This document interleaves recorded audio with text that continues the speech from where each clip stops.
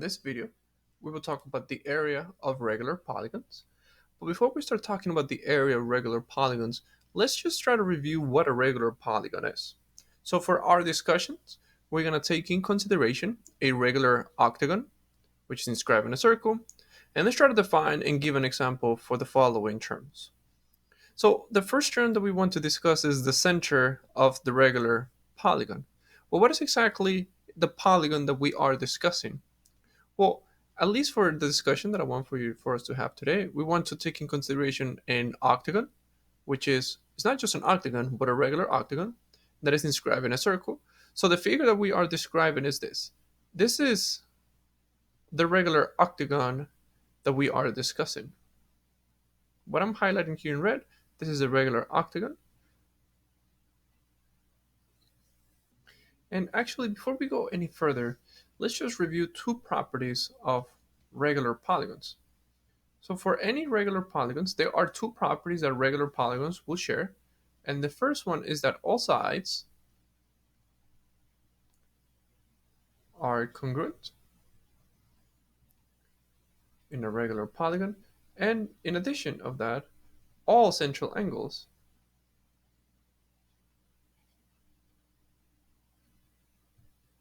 are congruent as well.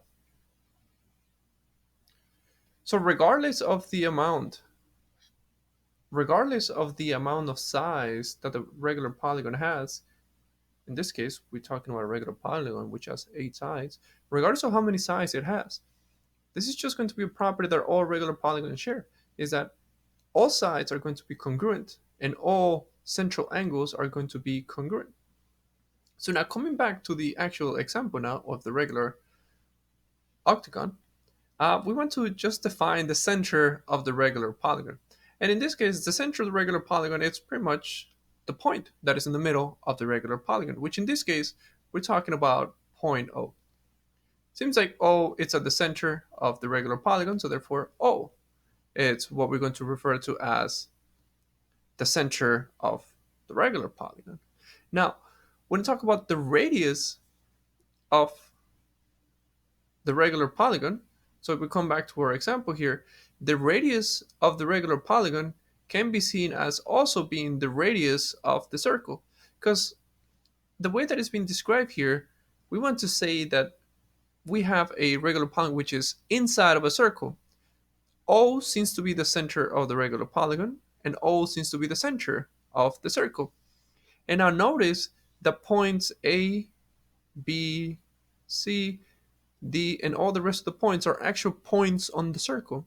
So therefore, notice that OA seems to be the radius of the circle, which, since the center of the circle, it's also the center of the regular polygon, then OA, it's also referred to as the radius of the regular polygon. So in this case, OA is one small example for the radius of the regular polygon.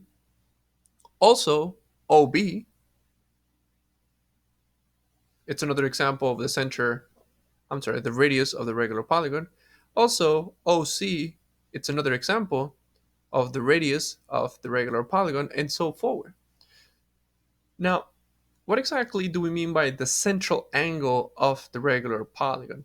Well, the central angle is this angle that is created where the vertex of my angle is the actual center of my regular polygon, which in this case, GOF. Angle GOF can be seen as the central one of the central angles for this regular polygon. Also, in addition, this is another example of the central angle. Also, angle GOH. Here's another central angle of this regular polygon. And in addition of that, we have another central angle right here, angle HOA. So this little angle that is being created such that two adjacent points, and we have the vertex right in the middle. If we connect those 3 points, we create an angle, And that angle is what we're going to be referring to as the central angle. And notice that he would have another central angle, AOB, that's another central angle, and so forward. There's too many. Well, in this case, since it is a regular octagon, which is 8 sides, we should have 8 central angles. And remember that for any regular polygon, central angles are congruent. So we can say that all these 8 angles that we can list here are all going to be the same measurement. Now, one thing that we have not discussed, and it is definitely important with today's discussion, is something that we refer to as the apotem of a regular polygon. So what exactly is this apotem of the regular polygon? Well, by definition, the apotem is going to be a line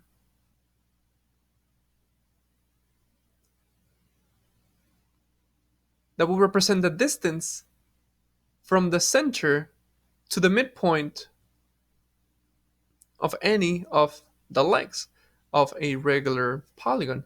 So the apotem of a regular polygon is going to be a line, and it's going to be a line that's going to connect the center to the midpoint of any of the sides, which in this case, let's call this point R. So therefore, OR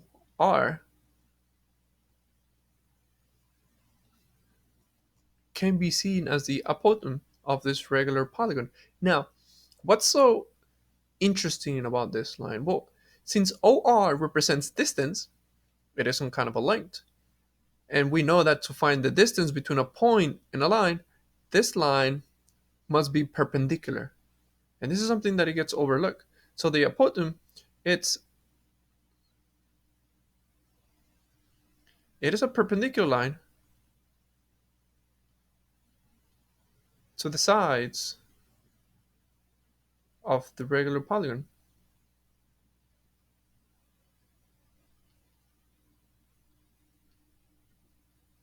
Let's give another example of the apotem. So here, if we draw a line that connects the center to, let's say this is the midpoint, to the midpoint of this regular polygon. So here's another example of an apotem. And again, this line needs to be perpendicular. Let's give this point a name. Let's call this point S. So therefore, OS. It's another example of the apotem of a regular polygon. And one thing to keep in mind is that since all sides and all angles or central angles are congruent to each other in a regular polygon, it just so happens that apotents share that characteristic as well. So if we were to measure the distance from O to R, that would be in the same distance from O to S. And if we were to find another midpoint, let's call this midpoint Z, I'm sorry, this midpoint, let's call it Z. If I were to measure the distance from O to Z, which is another example of an apotem, all these 3 sides must be congruent as well. So again, this was just a small review of a regular polygon, but let's actually go into detail about the area of the regular polygon. Before we get there, actually, let's just give a small example about how we find the value of the central angles. Well, let's see, how many central angles do we have in figure A? Well, we have 1, 2, 3, 4, 5, 6. We have 6 vertices. So if we draw our line that connects the midpoint to those vertices, that can definitely help us out. So if we draw that line, then we have exactly 1, 2, 3, 4, 5, 6. So we got 6 central angles, which one thing to keep in mind is that the number of central angles are equivalent to the number of sides. So in order that we have a figure which has 6 sides, so therefore we must have 6 central angles. And now recall that all central angles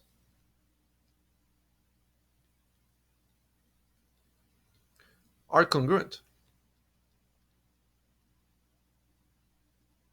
So therefore, we got 6 of them. And I know that if I add them up, if I add all those central angles, I complete a full circle. So if I want to find the measurement of each of those central angles, all we got to do is get the total and divide it by how many. Which I know that if I add them up, they all create a full circle, which is 360 degrees.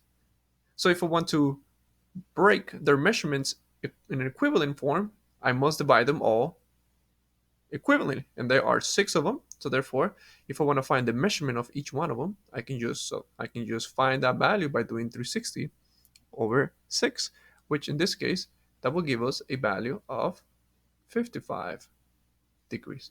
So if I were to measure this little angle right here, that would be 55 degrees. If I were to measure this little angle right here, 55 degrees. I just noticed a small mistake because obviously 360 over 6 is not 55, but that is 60. So that's a small error from my part. So therefore, it's not so much that each of those angles are equivalent to 55, but the value for each of those angles is actually 60 degrees. So all we have done is we have reviewed what a regular polygon is. We have reviewed some of its vocabulary words, and we have reviewed some of its properties. But now let's actually talk about the main idea for today, which is the idea of the area of a regular polygon. So let's start by defining the formula that we're going to be discussing, or that we're going to be using to find the area of regular polygons. And then we're going to show why is it that the area is being defined that way.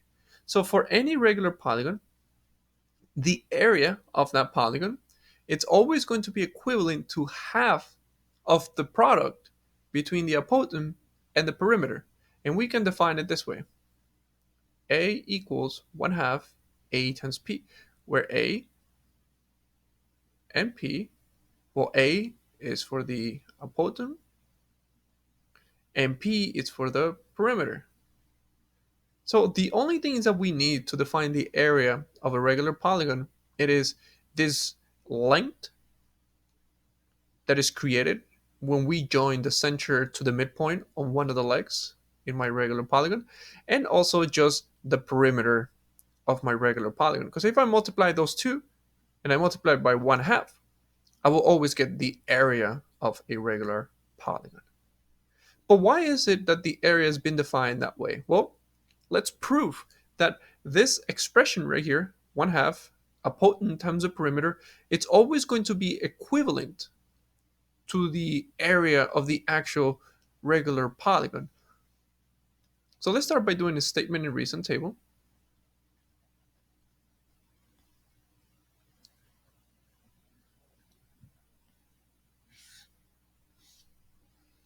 And well, let's start with the givens. So all we know is that we have a regular n-gon TUBW, and this is the given. And I mean, what do we mean by n-gon? This is just a regular pentagon with n sides. So we cannot define it as having 3 or 5 or 7 sides because we want to come up with an equation that is generally for all sides. So we're just going to say it has n number of sides. So here we have that regular n-gon. And one thing to keep in mind is that notice how we always break down any kind of a regular polygon, which in this case, we always break down the regular polygon into triangles. And notice that the amount of triangles will always be equivalent to the amount of sides in my regular polygon. In this case, we have 1, 2, 3, 4, 5, 6 sides, in order that we can break it down into 6 triangles. We have 8 sides, so we can break it down into 8 triangles. And that's actually how we're going to find the area of this regular polygon. Because notice that if I want to find the area of the whole polygon, it is sufficient for me to just find the area of one triangle and multiply it by the amount of triangles that I'm going to be using, because all triangles should have the same area. So in this case, if I want to find the area of a polygon with 8 sides, I can just find the area of this triangle and multiply by 8, and that should cover the 8 triangles that this regular polygon gets break down. And the same idea with 6. it is sufficient for me to just find the area of one triangle and then multiply it by 6. So coming back to here, let's just concentrate on this triangle that we do have here on the bottom. Is it sufficient for me to find the area, or do we have enough information for me to find the area of this triangle? Well, the area of the triangle, let's call this point O for the center again. The area of this triangle TOU, well, that's equivalent to 1/2 times the base, which notice at the base we're using the letter S, times the height. And the height, we're using this little number of 8. Well, this is just the area. This is just the area of a triangle. But we said that we want to find the area of the whole polygon, not just of this triangle. Well, if this polygon has n number of sides, then therefore the area of the n gon, or the area of the regular n gon, that should be equivalent to just n times 1/2 times s times a, because this expression gives you the area of one triangle. So if your regular polygon has n number of sides, then therefore I need to multiply the area of this triangle times n times. This is just regular multiplication, so that's really multiplication, and because all sides are congruent, all triangles are congruent. And we're pretty much done at this point, because now notice that this expression that we do have here,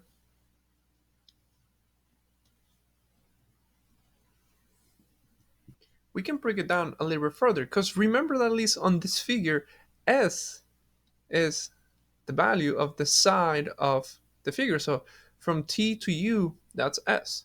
Now, what does N times S mean? Well, S is the number of sides, and N times S, notice that this can give me the perimeter. This can give me the perimeter of this polygon that we do have here. Take in consideration something more simple. So let's assume that here we have a regular, so that's 1, 2, 3, 4, 5, 6. So here we have a regular polygon with 6 sides, and let's assume that each side has a length of 2. So since it's a regular polygon, then all sides must be equivalent to 2. And now to find the perimeter, we would have to add the value of 2, 1, 2, 3, 4, 5, 6. So the perimeter will be 2 plus 2 plus 2 plus 2. So 1, 2, 3, 4, 5, 6, which is equivalent to 12. And notice that we would have gotten the same figure if we would have gotten 6 times 2, which is the number of sides times the value for each of those sides.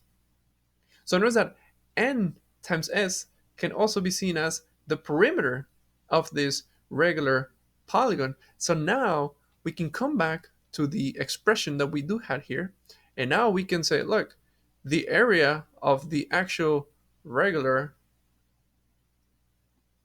n-gon, that's equivalent to 1/2 times n times s times a. And notice that here everything is getting multiplied, so therefore I can just play around with their placements. They're all commutative. But now I know that n times s, this is a perimeter. So now this is equivalent to 1/2 times the perimeter times the apotem. And this is equivalent to 1/2 times perimeter times the apotem, which, if we just wanted to fit the actual formula that we do have here, that's equivalent to just 1/2 times the apotem times the perimeter. And the reason why we can play around with this, well, this is because multiplication is commutative. 3 times 2 is the same as 2 times 3, and so forward.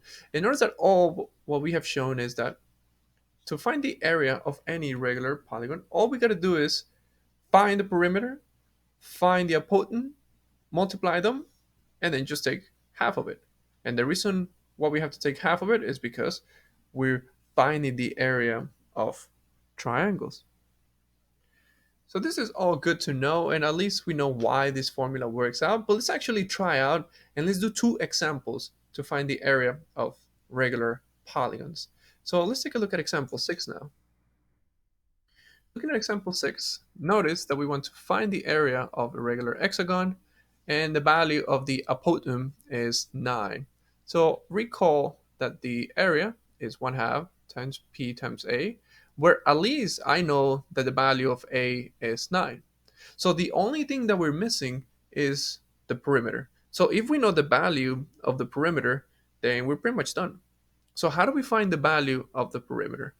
Well, here we can assume that this is the center of my regular polygon.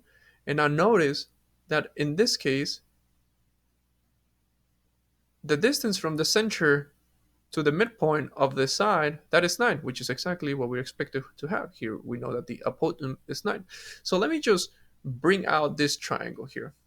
If we pull this triangle and we just make it a little bit larger so we can see what we're dealing with, notice that here we have 30 degrees. And now since this is the apothegm, therefore we must have 90 degrees here. And that would be 60 degrees. We know that the apothegm has a value of 9. So from the center to the midpoint, this is a value of 9. And notice that the length that we do have from here to here, which is exactly from here to here, this is going to be half of the side of the regular polygon.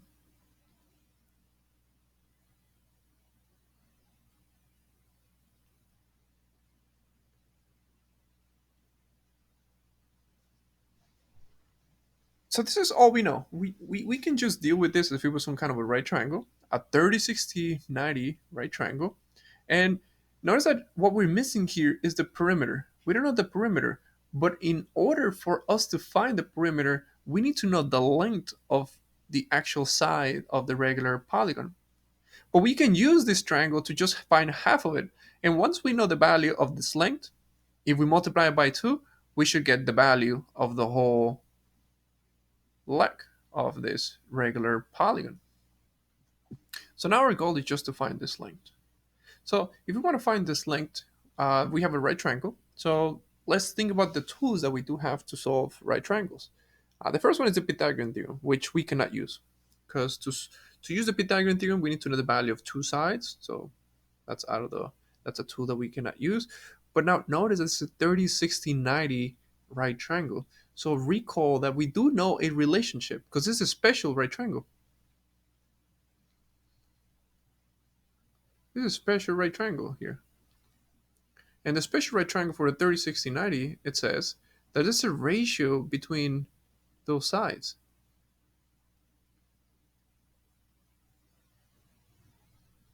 And the ratio is that if we let the side opposite of the lowest value of an angle, let's call it x, then I know that the hypotenuse will be double that side and the adjacent will be square root of 3 times x. So now if we think about this, we can definitely use this relationship now to find the value of x. Because now we can say, well, I know that this relationship is true. And x is the value that we're looking for. So we can set up a small equation where I can say, look, I know that this length is 9, which it should be equivalent to this length. So now I can say that the square root of 3 times x should be equivalent to 9. And now we can think about what values of x's can I choose. Well, in this case, if we want to solve for x, we can divide it by square root of 3. So now we have that x is equals to 9 square root of 3. And remember that you always want to rationalize the denominator. So let's just rationalize the denominator now. And now this is just equivalent to 9 square roots of 3 over 3, which notice that 9 over 3, this is just 3 square roots of 3. So what we have shown here is that this side, what color should we use? Now we know that this side, which let's do it in blue, to go from here to here, that is equivalent to the value of 3 square roots of 3. So therefore, if I want to find the value of the side of the regular hexagon, that's equivalent to this whole thing, which is obviously 2 times what we found from here. So therefore, the length of the sides will be 2 times 3 square roots of 3, which this is just equivalent to just 6 square roots of 3. So now I know that the length of the side of this regular hexagon is of a value of 6 square roots of 3. So therefore, now I can find the perimeter, because now the perimeter is going to be equivalent to the number of sides times this length. I know the length, and I also see that it has 1, 2, 3, 4, 5, 6. So therefore, the perimeter, it's equivalent to 6 times what we found as the length of this regular polygon. So in this case, this will be equivalent to 36 square roots of 3. So now I have everything that is needed for me to find the area, because now I can say that the area, it's equivalent to 1/2 times the perimeter, which we know is 36 square roots of 3, times the apoten, which is 9. So now we simplify this. We can say that the area is 1/2 of 36. Well, that's 18 square roots of 3 times 9. And if we multiply this, remember that they're all multiplying, so definitely I can multiply outsides with outsides. So therefore 18 times 9, that will be equivalent to 162, and we can just carry out the square roots of 3. Now this is the exact value of the area, but we can approximate it. And if we approximate this value, this is, give and take, about 280.59. And again, this is just an approximation. But remember that we're looking for area, so it is not just sufficient to just leave it with the numerical value. We got to use the correct unit. So this is area. Notice that we don't know if the lengths were given in centimeters or meters, so we're just going to call the units, and we're going to say that the actual area is unit square. So this is just a small example of how we can use the formula whenever it comes to regular polygons.